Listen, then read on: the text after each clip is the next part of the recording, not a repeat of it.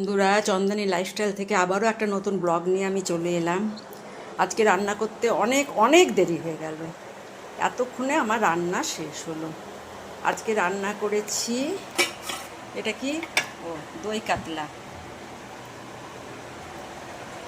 তারপরে করেছি হচ্ছে কলাই ডাল, ঘি দিয়ে কলাই ডাল।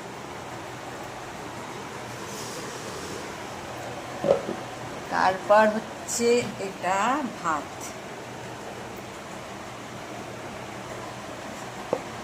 এদিক থেকে যাই, এটা হচ্ছে লাউয়ের খোসা ভাজা।